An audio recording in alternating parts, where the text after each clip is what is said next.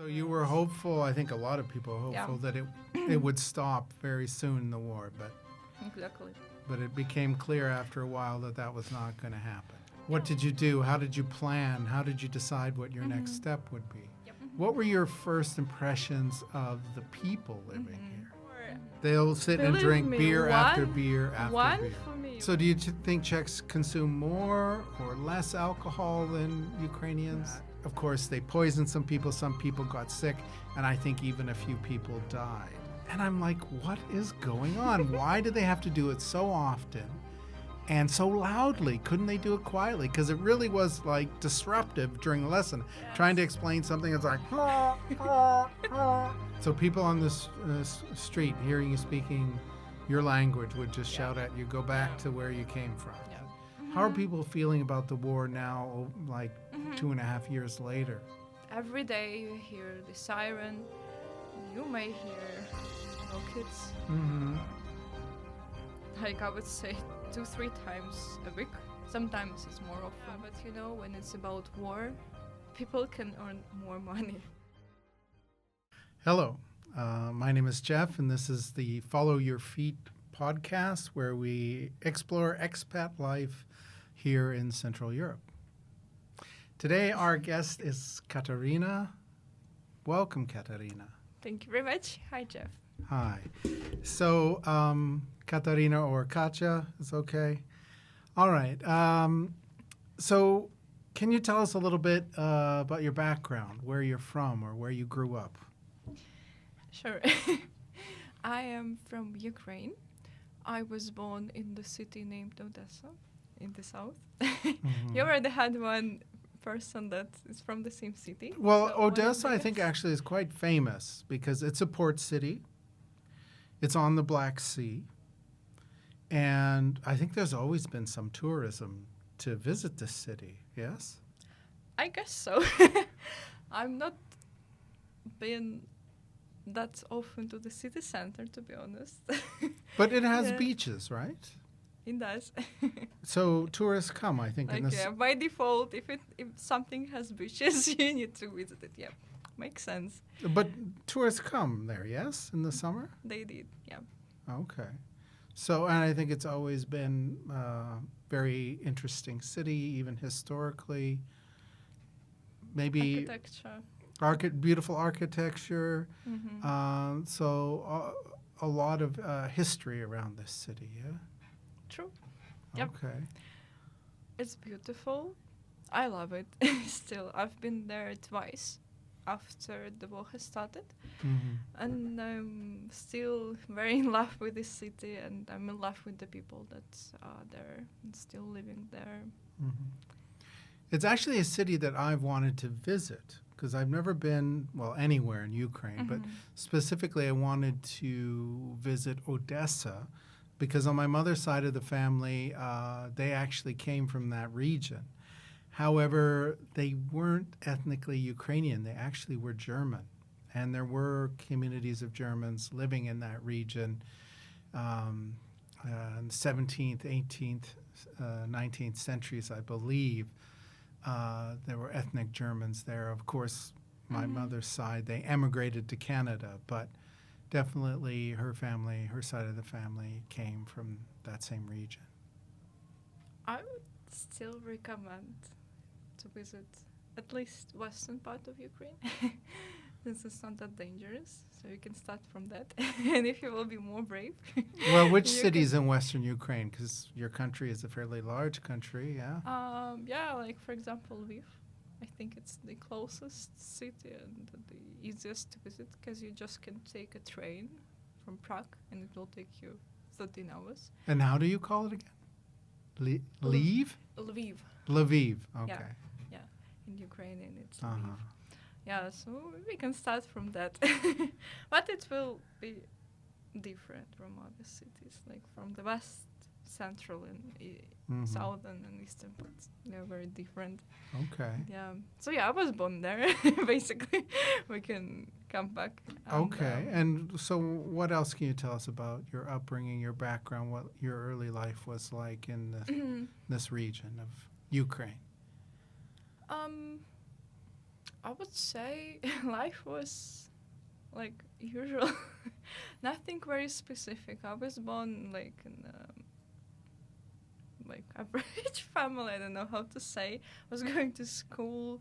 I was I was attending the university by 2024 year.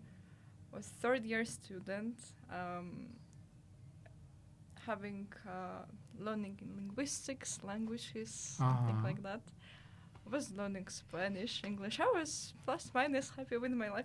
Okay. Yeah, and yeah, it has just happened that we moved, and Well, I think it's fair to say because of the war. yeah, definitely, and everything of course changed. So I didn't plan to move anywhere by that time.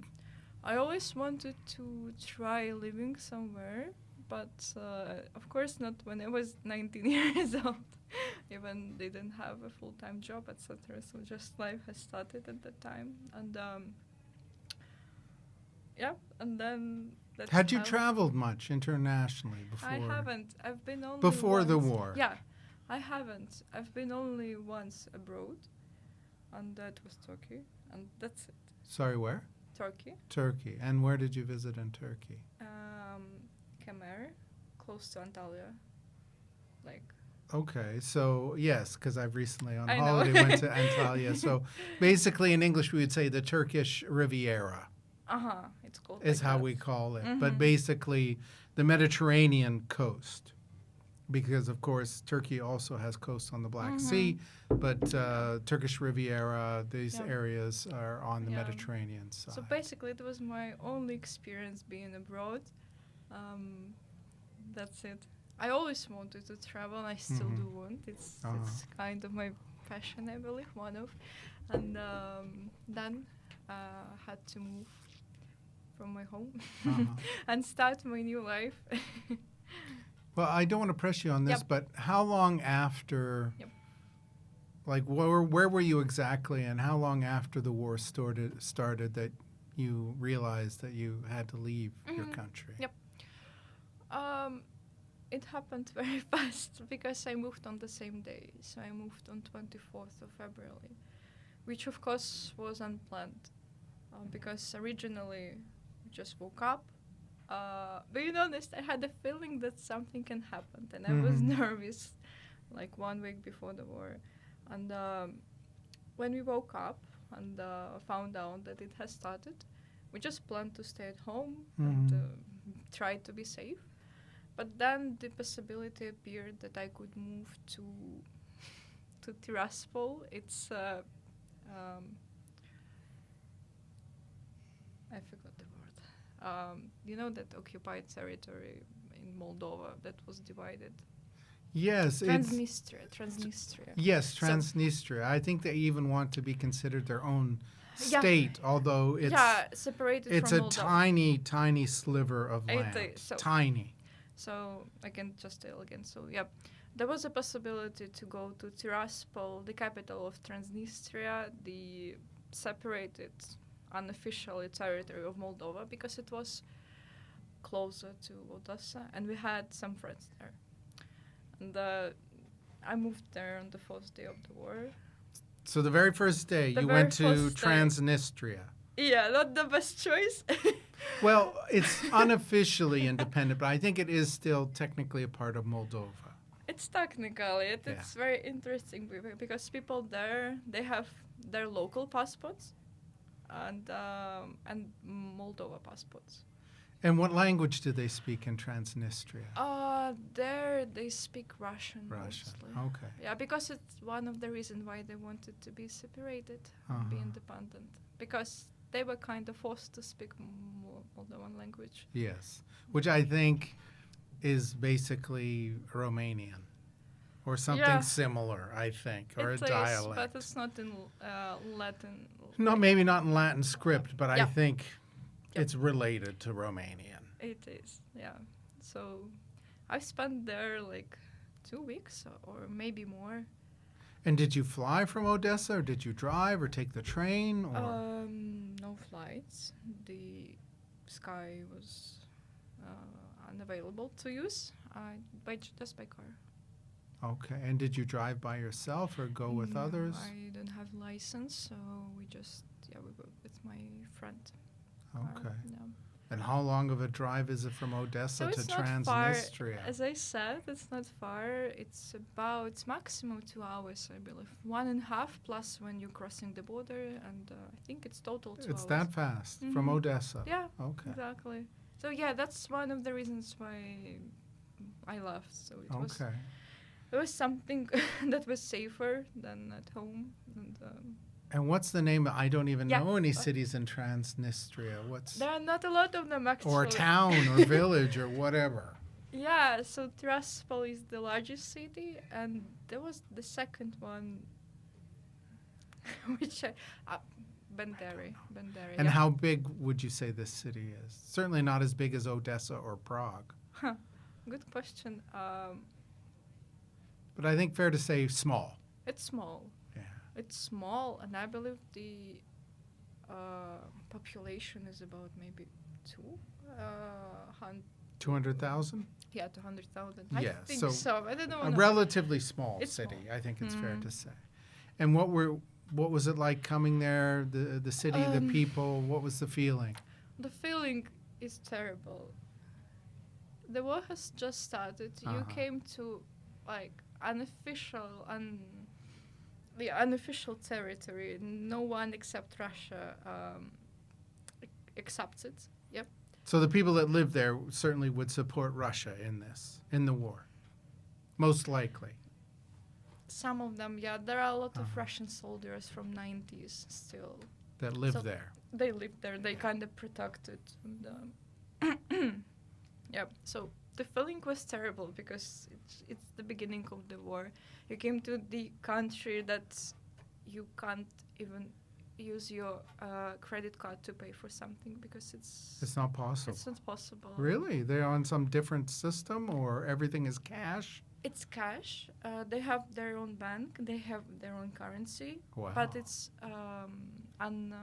approved by other countries. Yeah. Yeah. So it's just very local. It's like Hmm. in the eastern part of Ukraine, in Donetsk and Lugansk regions, it's the same. So just a local currency, really. Right. Right. No. And did you already have a friend or someone you knew there you could stay with, or? Yeah. That Okay. was my boyfriend. I'm sorry. That was my brother's girlfriend.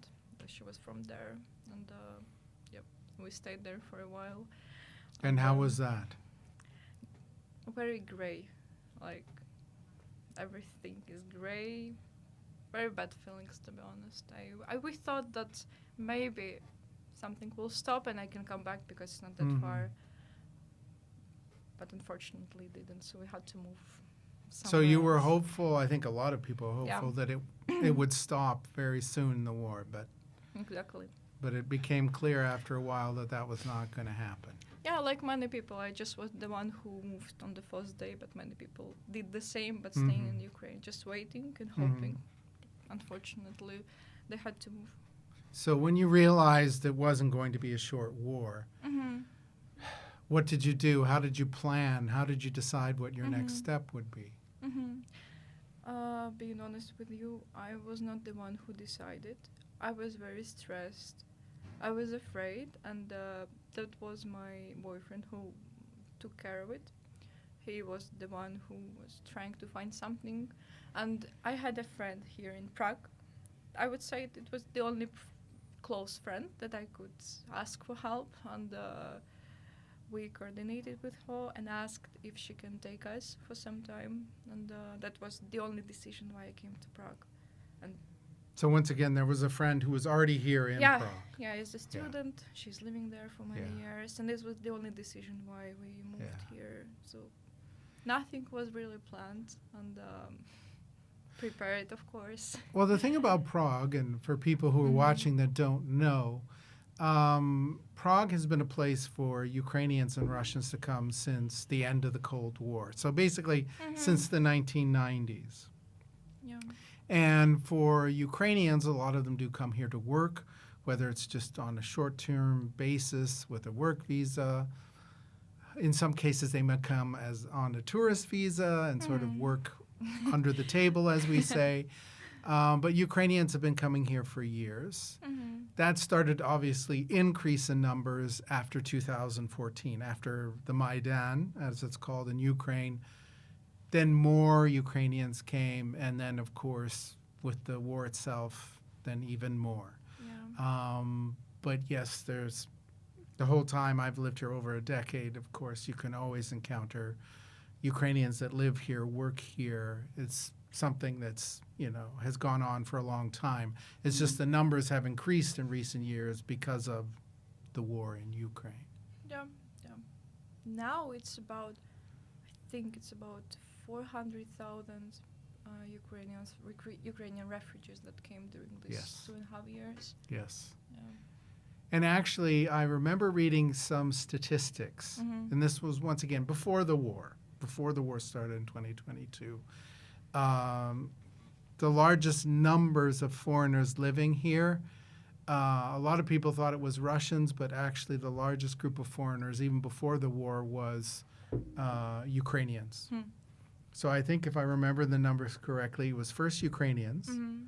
and then Slovaks, which makes sense because Slovaks, Czechoslovakia used to be one country, so many Slovaks still come here for school, for work. So I think it's Ukrainians, Slovaks, then Russians, and then Vietnamese. Yeah. And actually now Yeah. Vietnamese maybe are even more than Russians. They might be in third place here. Yeah. So some people might not know, but yes, there are quite a few Vietnamese here Still as well. surprised about it. Yeah, yeah. Well, Vietnamese are everywhere. There's plenty of Vietnamese in Canada as well. Mm. Yeah. Mm. That's So interesting. Moldova, Yeah. Transnistria for a couple weeks. You realize this war is not going to end. You Very come to interesting. Prague. So what were your first impressions when you arrived here in Prague? So first of all, it's my first European city and country. So I came to Europe first time in my Well, life. isn't Ukraine Europe? Or is it Asia? Or is this a philosophical debate? So if we're talking about European Union, then it's not. But yeah, Ukraine is located in Europe, just not the part of European Union. Okay. Maybe in a few years. Well, it's possible. It's possible. Yeah. So your first European city in the European Union, Prague. And so Exactly. what were some of your first impressions of the city? Very beautiful. Very, I can't say ancient, but kinda. Very old, ancient. Ancient. Ancient.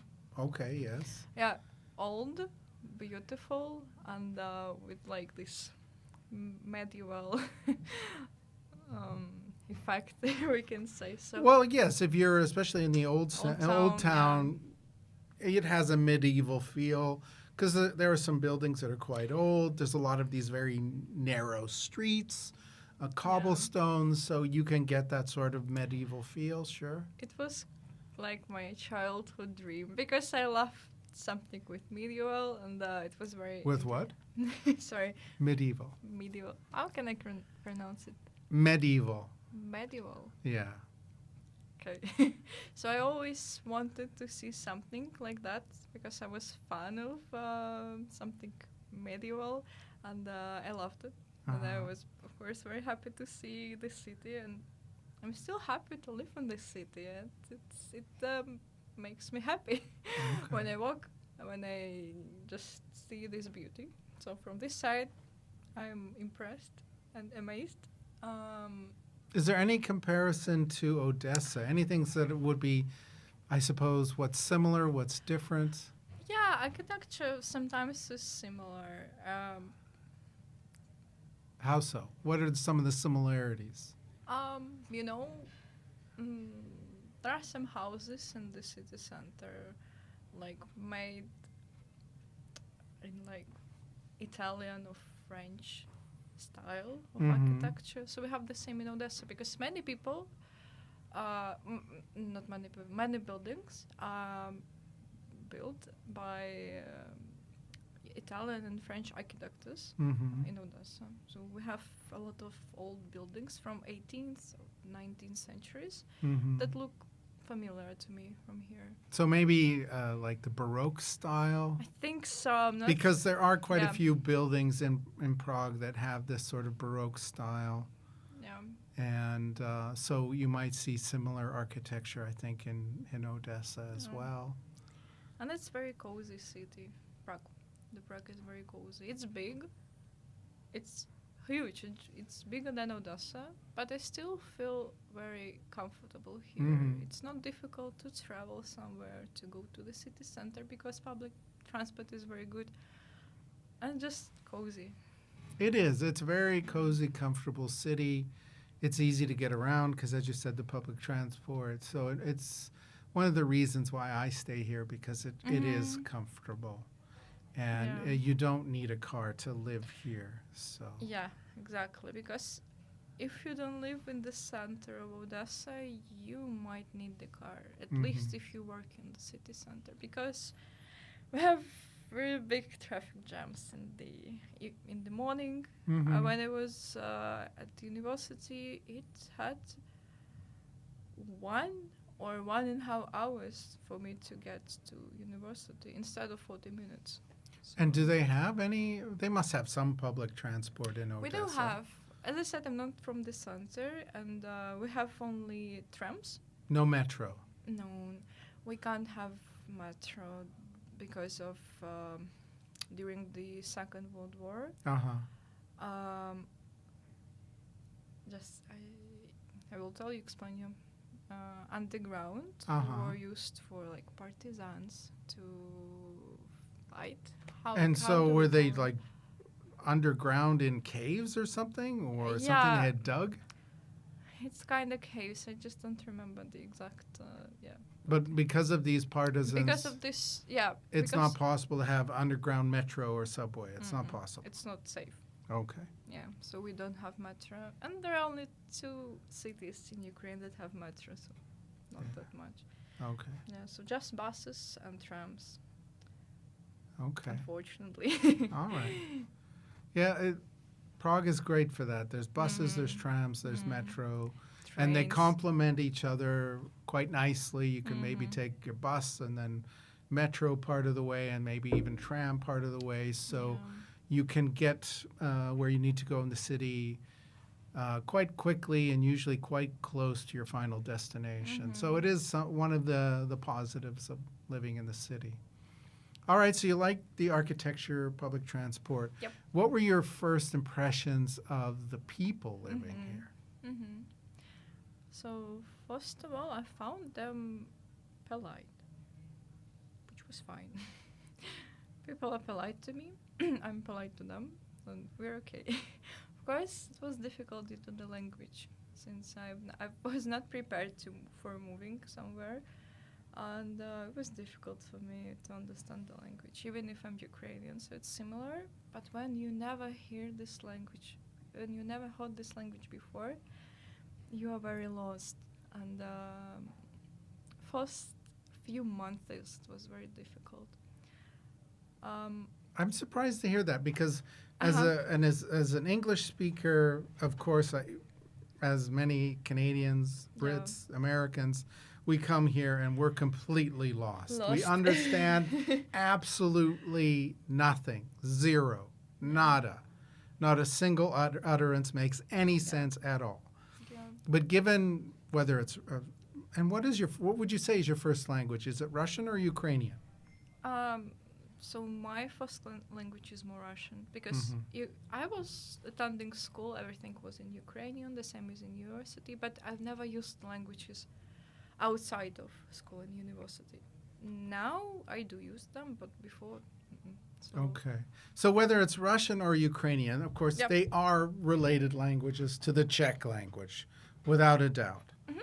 So I'm surprised to hear that you came here and you're like really felt quite lost when you Mhm. heard Czech. That surprises me. Yeah, it was. So I didn't communicate a lot with people for this period of time when I Did you didn't. understand anything like when you were in the No, I shop could or in? understand hi basically, yes.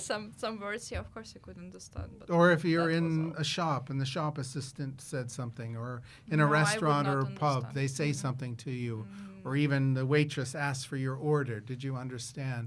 By that time, no. I No. wouldn't understand it. So I was So speaking really English. nothing. Yeah. Nothing. No, I was speaking English. Yeah. I've attended some language courses for refugees, and it helped me a bit. Uh-huh. And then I've started to to trying Mhm. understanding something, and it helped me. And now if I have possibility to speak Czech instead of English, I'm trying to do it because Mhm. it's easier. I believe it's more helpful for me. And easier for others, definitely. So yeah, and I didn't communicate a lot with Czech people, to be honest. I'm not. I don't have that much experience. I got it when I got a job. Mhm. I've started finally communicating with Czechs and other people. Yeah, it's something because when I came here as an English teacher, you're with other expats, and so you stay in your little English bubble, but over time, through colleagues, students, friends, although my girlfriend is Czech and we speak English, yeah. so so I guess Good that's for you. I still don't speak much Czech, to be honest, Mhm. but I do understand a bit more than when I first came here. But it is still, I think, fair to say, a very challenging language.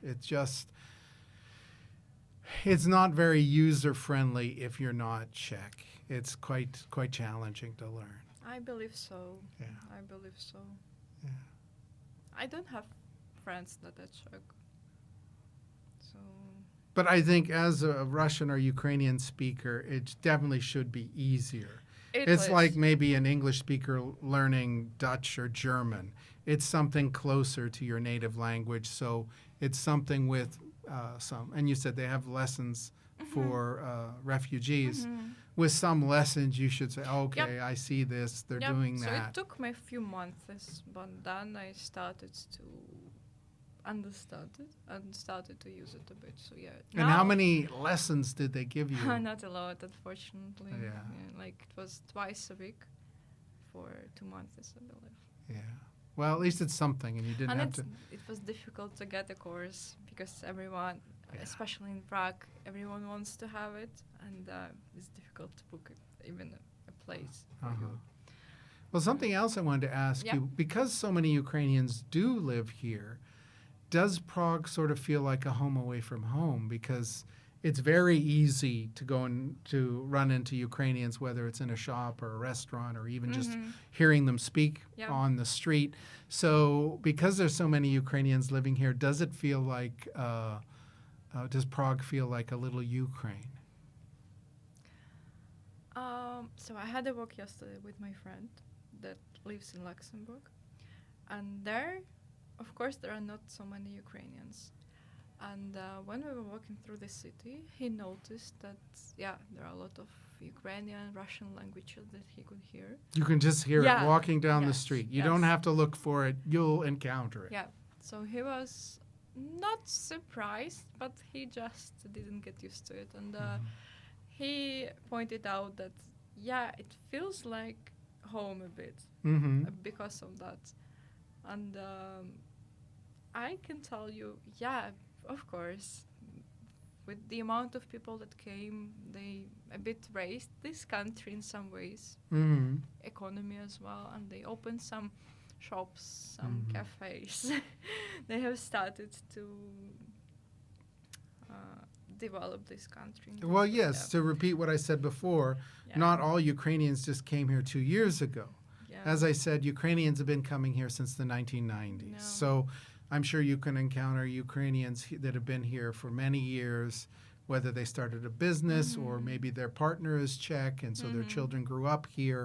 Yeah. So they really are a part of the society, I think, Yeah. here. And now I know some places where I can go just speak Ukrainian and Russian Mhm. because I know that people that work there are from these countries, and you don't even need to use Czech. Well, yes, it's. Not sure if it's good or bad. Just something in the middle. Well, I know it probably Yeah. annoys Czech people, but it's just the reality of the Yeah. situation. Yeah. And but it's probably something that does make you feel a little bit more at home. It does. It does. Yeah.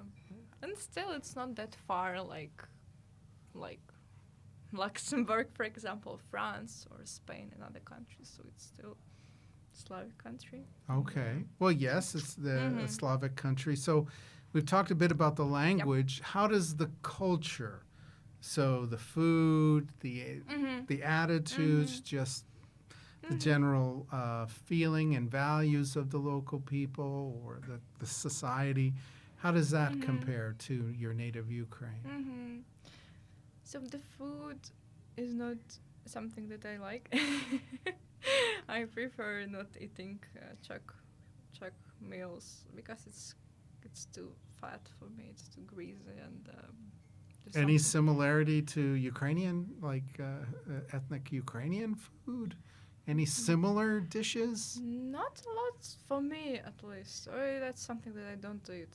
So I would not say there are so many. Like we eat goulash, but Goulash is it's fairly. it's not Ukrainian. Yeah. And Yeah, not- it's fairly common throughout Central Yeah. and Eastern Europe. but goulash. something like knedliki, etc.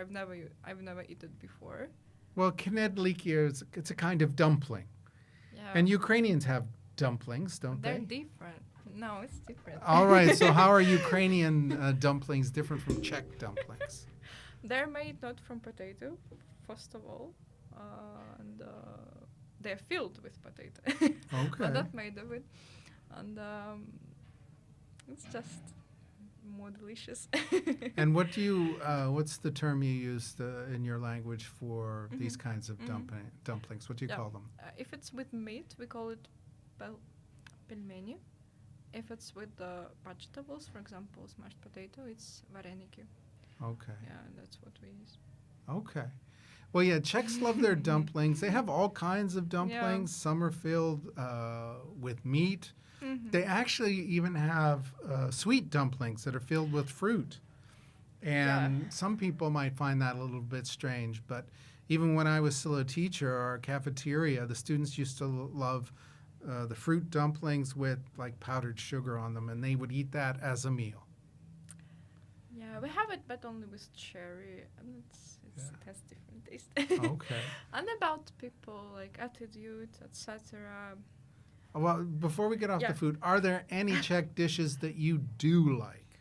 I think there is only one, and it's like fried cheese. Smažený syr, Yeah. the fried cheese. Yeah. Because I love cheese, Mhm. and I do love a lot. When I say that I love cheese, I do love it, and yeah, that's something I can eat in any way. Yeah. Well, it's a very common Czech dish is smažený syr, Yeah. the fried cheese. You can get it, I think, pretty much in every Czech pub. They're Yeah. going to have it on the menu. Yeah. It's pretty standard. Yeah, and I've started drinking beer here because in Ukraine I just didn't like the taste of beer. And Do then- Ukrainians drink beer at all? Yeah, they do. They do. Okay. But I just didn't like it. And when I came here, yeah, it was like a cultural shock for me. I heard about Czech beer. I heard that people do love it. Mhm. But it's different when you see it in real life. Well, yeah, Czechs love their beer. It's very different. And when you come to restaurant Mhm. and you see people drinking, and they are drinking like 1, 2, 3, like 4 cups of beer. Yeah. Oh, yes, or more. If it's Friday or Saturday Or night, more. they'll sit and Believe drink me, beer after one- beer after One beer. for me was already enough, and sometimes I can drink only a small one for 300 milliliters, not even the half.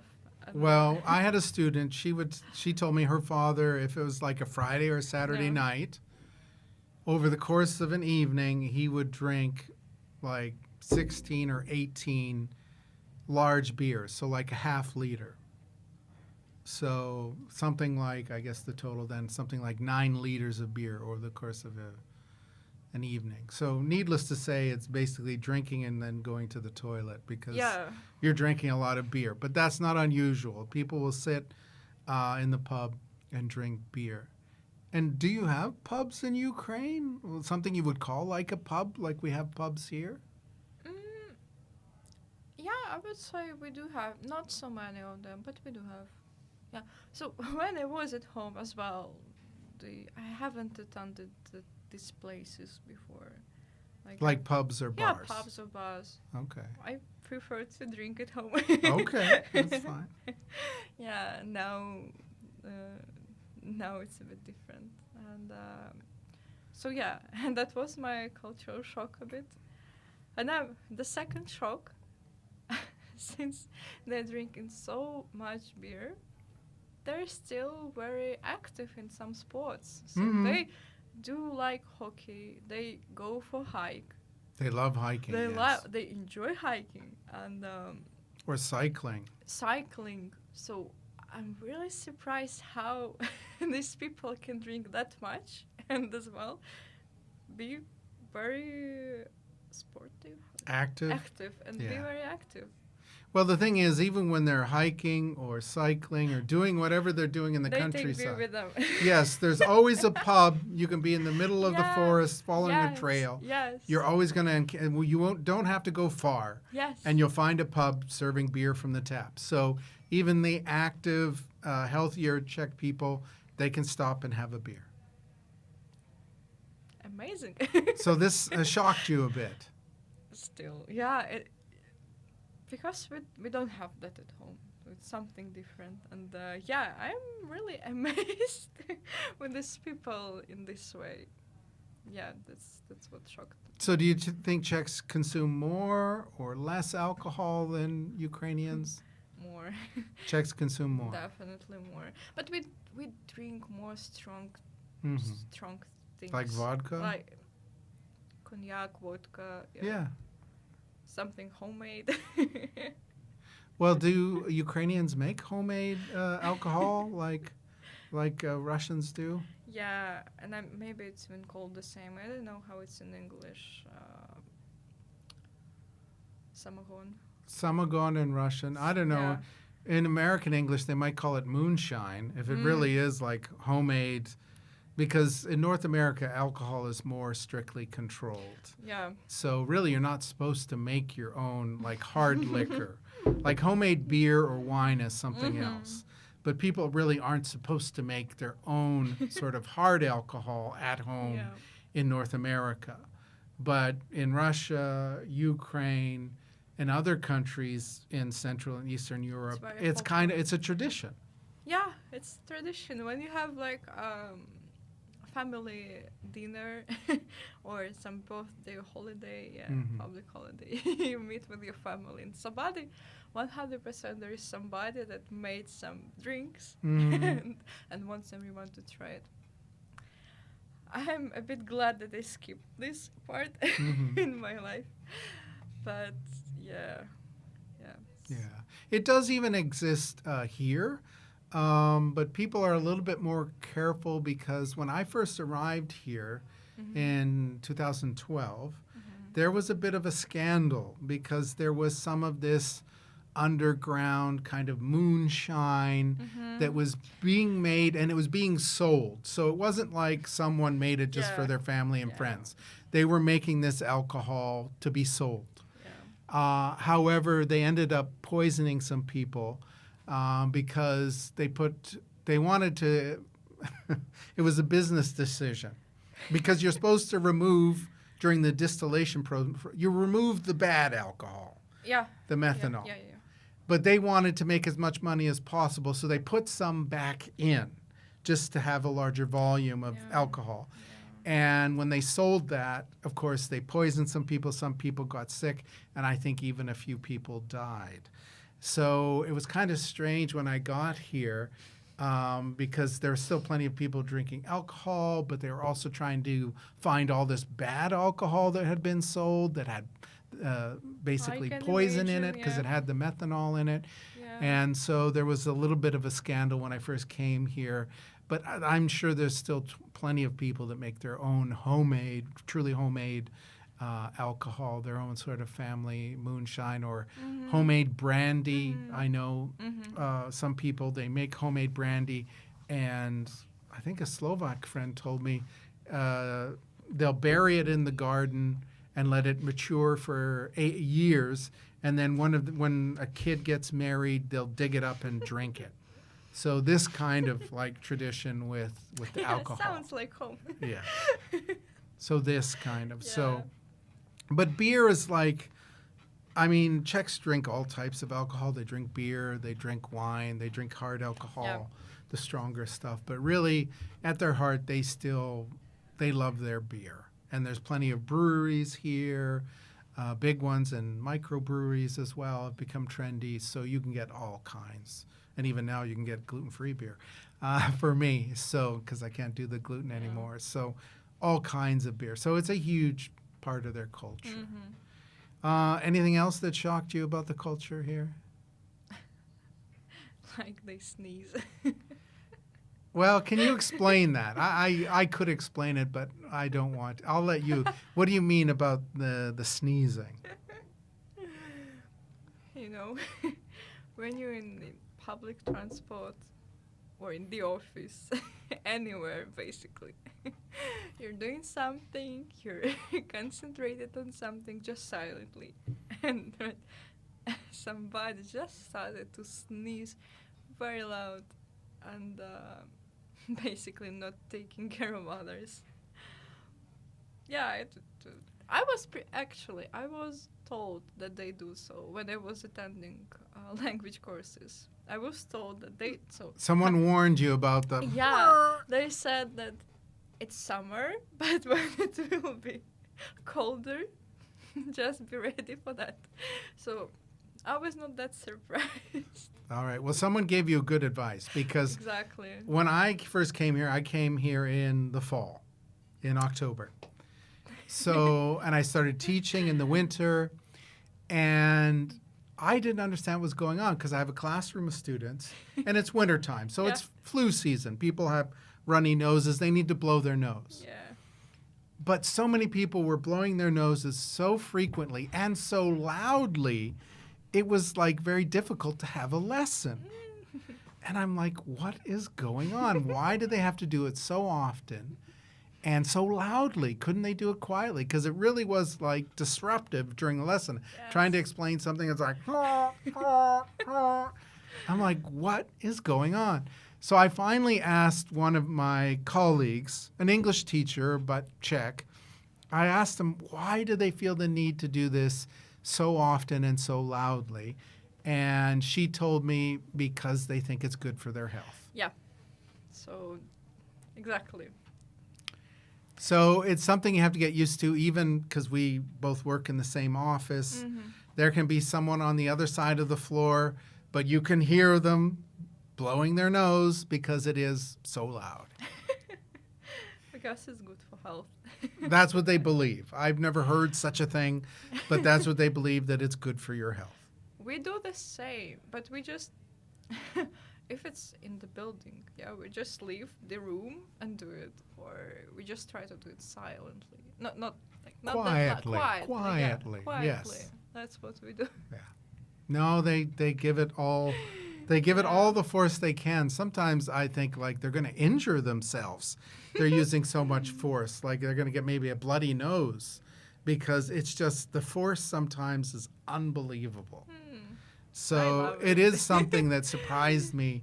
As I said, when I was new here and I was a teacher and I had, several students in the class that had the flu, so they're blowing their nose. I'm just like, oh, it doesn't stop. The whole lesson, someone's blowing their nose loudly. So. Right, yeah. All right. Something else I want to ask. Sure. Did you have any negative experiences or negative encounters as a foreigner living here? Not that much, and not that massive as it could be. Some people do have. The first thing, of course, is language barrier. I'm trying to. Now I understand Czech language more than I had in the beginning, but it's still difficult for me to speak with them. So I can understand them, but it's difficult to reply back. So that's of course the one of the problem. And sometimes people are unhappy that you don't speak the same language that they do speak. And if they don't speak English, it becomes a big problem sometimes. And yeah, I could notice people being annoyed by me, for example, not understanding everything that they say to me, and sometimes they're rude. Yeah, So- I've encountered the same. Sometimes Yeah. they're very impatient. They don't Yeah. want to repeat themselves or speak more slowly. Yeah. They're just like, I said it, you don't understand, that's your problem. Yeah, Yeah. exactly. Yeah, so I had it, of course. Yeah. But something but I didn't have something very obvious. I just have my neighbor in my house, in my building, that I believe doesn't like me. Well, why do you think your neighbor, and I assume your neighbor, this person is Czech. Yeah, she is. And so what things has this person said or done to make you think they don't like you? So first of all, she doesn't say hi to me. Okay. She never said hi to me. Oh, she did sometimes, few times, but Okay. with like the face, like The face, yeah, Yeah. I know the face. that's the first thing. Yeah. And yeah, she just ignores me, and like every time when I appear or something like that. She has dogs, 2 dogs, and sometimes they're walking through my flat when I'm going out as well, and I'm trying to pet them a bit, and she has such like not unhappy face, and I'm trying. She doesn't want you to pet her dogs. I think she doesn't like me at all because we never communicate, and it's just interesting. So we never interacted, and I just feel that she doesn't like me and my partner when we lived together. So yeah, that was it. And I just had some people on the streets when they heard me speaking Ukrainian, like with my friends, not with somebody else, right? Sure. Yeah, of course. And With your friends. yeah, just like shouting and saying like, "Go back to where you belong," etc. So people on the street hearing you speaking your language would just Yeah. shout at you, go back Yeah. to where you came from. Yeah, Czech is for Czechs.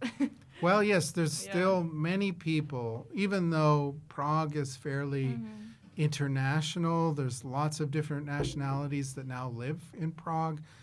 Once you get outside of Prague, it's still pretty much just Czechs. So Yeah. their mentality is Czech Republic is for Czechs and no one else. Yep. Yeah. Yeah. So yeah, I had some of this experience. Yeah. So you have to accept, at least that's what after I lived here for relatively short period of time, I just realized you have to accept you're going to encounter these people. Even if you haven't done anything to them, that they're just going to resent the fact that you're There here. is not so much that you can do about it. You need to accept it. Yeah. Yeah. And learn language, ideally. Ideally. Yeah.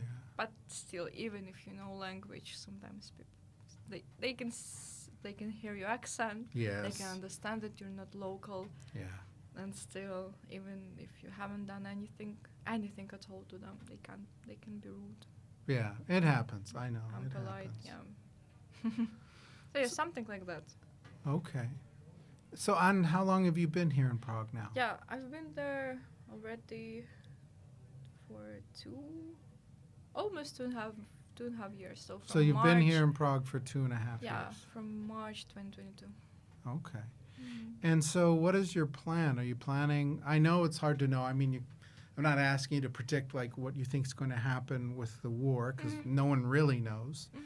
But you personally, do you think you're going to stay here, go back to Ukraine, perhaps live as an expat in another country? As you said, you have a friend who lives in Luxembourg. And it could be easier if Ukraine does in fact join the EU, the European Union. It could happen. It might be easier for you to perhaps move to another European country. So how do you imagine your future? Yeah, As you mentioned, it's a difficult question. It's definitely difficult, and and um, I believe, uh, I would like to move to another country. Most likely not going back to Ukraine, at least now and for a few years. I would like to try to live somewhere else.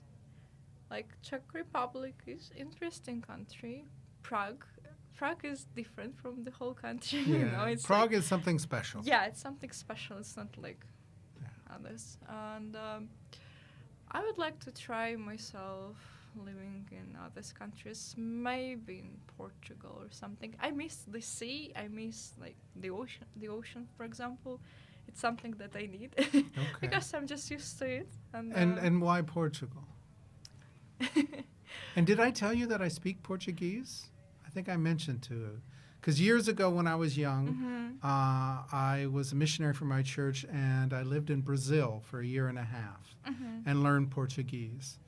And even though I only lived there for a year and a half, and I've been in Prague for over 10 years, my Portuguese is still much better than my Czech. So is there a reason why Portugal you think would be a good place to live? So first of all, I've been learning Spanish, so I know and understand Spanish, and it's kind of similar to Portuguese and Italian languages, so it will be not a problem for me to learn the language. That's first thing. The second, yeah, it's the sea or ocean, and I still think that I would prefer to live in some warm country. A warm country. Yeah, yeah. And are you bothered by the winters here in Czech Republic? Not that much. Not that much. Is it this similar to winters in Ukraine, or colder, warmer? No, in Ukraine it's colder. In Odessa, at least. It's Because of colder. the sea, yeah. Because basically of the sea, it's very wet and cold. Yeah. So Yeah. the winters there are a little bit worse than they are here. Yeah, yeah. And summer is hotter. So it's, yeah. And I don't know, I feel like when people live close to the sun, when they have more sun, they're happier. Well, there's probably some truth to that. Yeah, and I just liked it. I would like to try something like that. I've been to Portugal, I've been to Italy, but I don't think that Italy is a good country to live as Italy is beautiful to visit, for but tourism. but to live there, Yeah. it's too much chaos. That's what I figure out as well. So maybe I would like to try something like that. Yeah. Very interesting. And about home. So I've been home twice already during the war, Mm-hmm. and I understand that we have really a lot of good things at home, and people. I love our people, Mm-hmm. and but it's difficult to live there, especially now, especially during the war. You need to have a lot of money. Everything is very expensive, and the salaries are not very high. So it's Well, what is the feeling? Because you've been there recently, yes? yeah, like 2 months ago. 2 months ago. Mhm. So it's one thing to be optimistic or brave or excited about defending your country early on, but now it's been over 2 years. What's the feeling, or at least what you heard or saw when you're on your recent visit? How are Mhm. people feeling about the war now, like Mhm. 2.5 years later? People are very tired. Mm. They're exhausted, tired. I'm telling more about my city because it's different situation in others places. But in my city, people are tired. There are every day you hear the siren. You may hear rockets. Mhm. Like I would say 2-3 times a week. Sometimes it's more often. And you hear the explosions. So sometimes rockets and bombs do Yeah, fall during there. 2 weeks of me being there, I on the first day when we arrived, I woke up because of the explosion, and people, of course, got used to it. Mm-hmm. I understand them.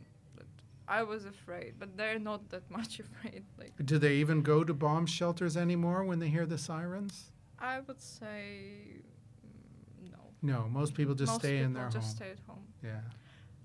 Yeah. So, and of course, it doesn't sound very good.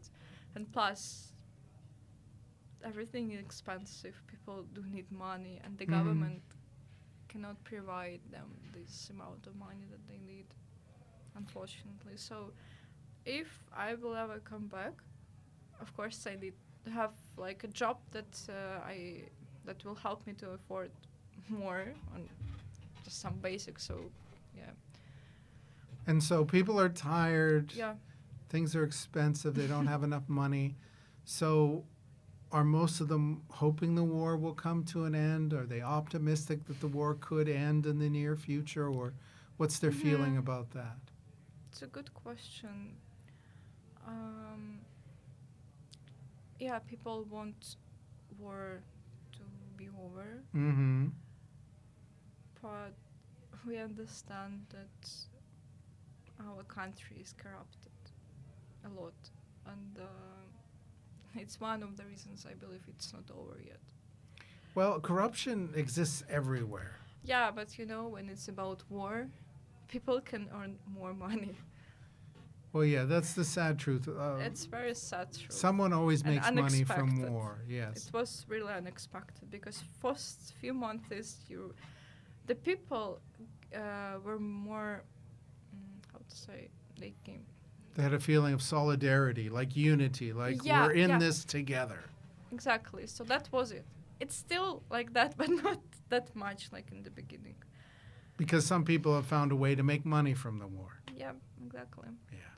So it's a sad thing, and people understand it. It's obvious when you live, especially when you live there, when you read the news, every day something bad happens. Apart from the war, yeah, something bad happens, and people are very tired.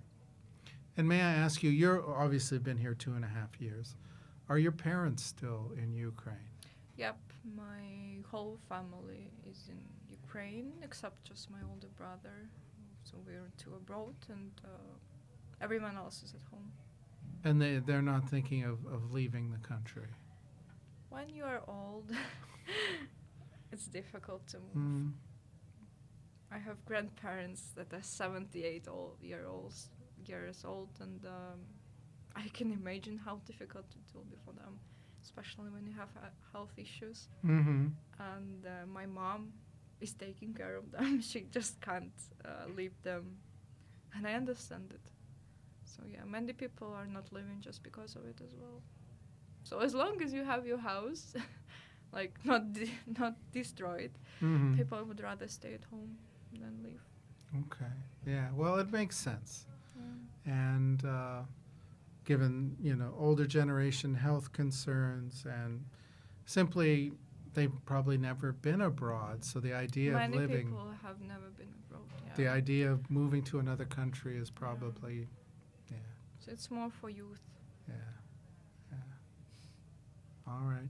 So Portugal possibility. Any other countries that could be in your future? I've been to some countries, but so far the only Portugal has a special All right. space in my heart, if we can say so. All right. We'll see. We'll see. Yeah, I would love to visit more countries, and I would like to try to live somewhere else. Yes. That's I would say it's the perfect future for me. Well, I could also get, I've also dreamed of perhaps living in Portugal because there's a lot of expats live there, and as you said, there's sun, there's sea. Although I will seafood, but I will warn you, because it's the North Atlantic, even in summer, the water is very cold. It's not a problem for me actually, because I'm like a true Ukrainian that lives in seaport city, right? I don't go to beaches a lot. Is the Black Sea cold? Yeah. Okay. No, it's not. It's Okay. not. It's not. But I don't like visiting it a lot. So once or twice per summer is enough for me. Okay. I just prefer walking. There when it's colder. Just breathe the air, and enjoy the view. That's Okay. what I love more. So yeah, Then Portugal, Portugal is fine will for be me. perfect because yes, Yeah. I was shocked, and my stepdaughter. I remember we ran into the water, and my stepdaughter It was is very Czech, cold. and she put her face in the water, and she stood up and she's like ledové, and she did it again, ledové, which in Czech means ice or icy, and so it was like icy cold water Yeah. in July. And It was the middle how of the many summer. degrees? I can't remember Approximately, the you exact can't temperature, remember. but it was shockingly cold considering it was July, it's sunny, sandy beach, you see palm trees. Yeah. Your expectation Yeah, of is you're going to course. jump in a warm bathtub, and it's ice cold.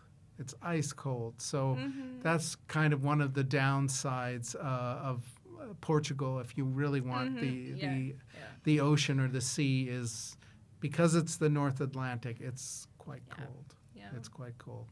But still, the summers are hot. You could have a swimming pool, I suppose, if you really need to swim. But and they do even have some beautiful beaches, but the water is quite cold. Yeah.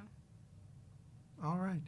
Well, I think we'll leave it there. So, Katja, thank you for being a guest, sharing a bit about yourself and your journey. And for our viewers, thank you for watching. If you enjoyed it, please like, subscribe, share with others. And if you feel the inclination that you need to be somewhere else, just follow your feet. They know where to take you. Thank you. Thank you very much.